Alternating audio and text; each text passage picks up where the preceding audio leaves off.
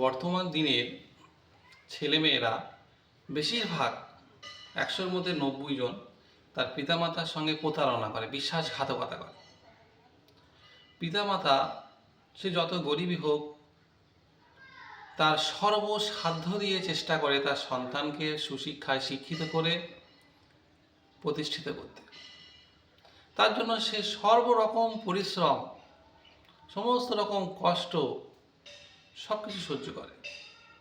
সকালবেলা সন্তান ঘুম থেকে উঠে তাকে কিছু খাইয়ে পাঠায় পড়তে, সেখান থেকে এসে আবার কিছু খাইয়ে দিয়ে পাঠিয়ে দেয় স্কুলে, সেখান থেকে এসে আবার সন্ধ্যাবেলা কিছু সারাদিনে খাওয়ার ব্যবস্থা, পোশাক পরিচ্ছদের ব্যবস্থা সমস্ত রকম চেষ্টা করে।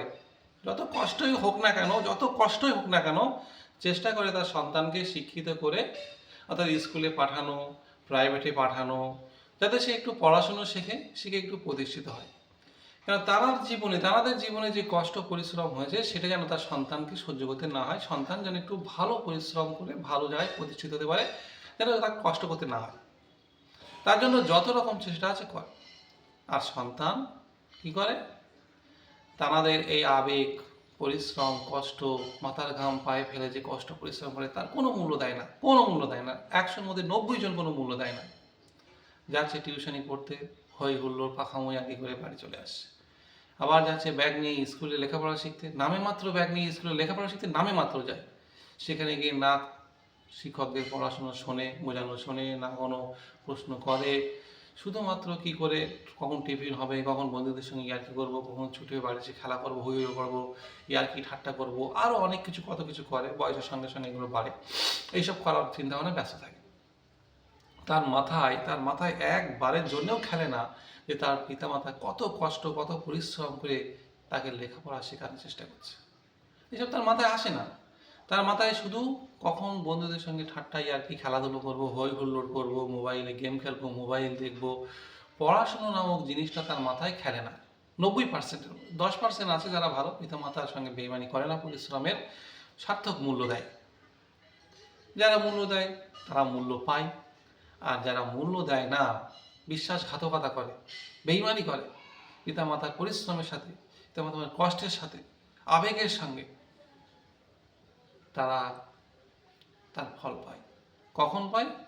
স্কুল লাইফ, পড়াশোনার লাইফ যখন শেষ করে, কর্মজীবনে আসে, তখন সে ফল পায়। এই বেইমানি, বিশ্বাসঘাতকতার ফল পায়। কীরকম ফল? না কোনো জায়গায় প্রতিষ্ঠিত হতে পারবে, না সফলতা লাভ করতে পারবে, না ভালো একটা চাকরি জোগাড় করতে পারবে। সমস্ত দিক দিয়ে পিতামাতার পরিশ্রমের যদি মূল্য না দেওয়া হয়, বা যারা দেয় না, তাদের জীবনে চরম ব্যর্থতা আসবেই। এটা কেউ আটকাতে পারবে না।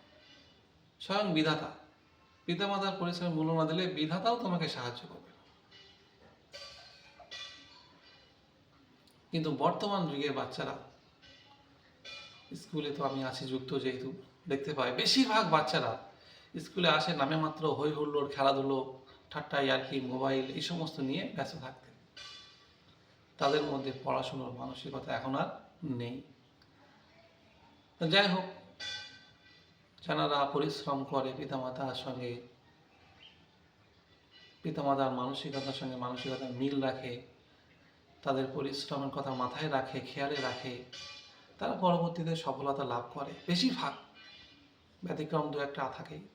আর যারা বেইমানি করে, বিশ্বাসঘাতকতা করে, আবেগের সঙ্গে, পরিশ্রমের সঙ্গে, কষ্টের সঙ্গে পিতামাতার, তারা জীবনে চরম ব্যর্থ হয়। তাই আমি অনুরোধ করব সকল শিক্ষার্থী যারা, তারা চেষ্টা করা উচিত, মাথায় রাখা উচিত সবসময় যে কীভাবে আমার গুরুজন, পিতামাতা কতটা পরিশ্রম, কতটা কষ্ট করে আমাকে চেষ্টা করছে লেখাপড়া শেখানো। যত কষ্ট, কত ঝড় বৃষ্টি, তার মধ্যেও বেরিয়ে পড়ছে কাজে। কী আশায়? যাতে পরিবারের বাচ্চা কাচ্চাগুলো একটু খাওয়া পড়া পায়, একটু লেখাপড়া শিখে হয়তো বয়সকালে আমাদের একটু ভালো রাখতে পারে, এইটুকু চাওয়া তাদের থাকে।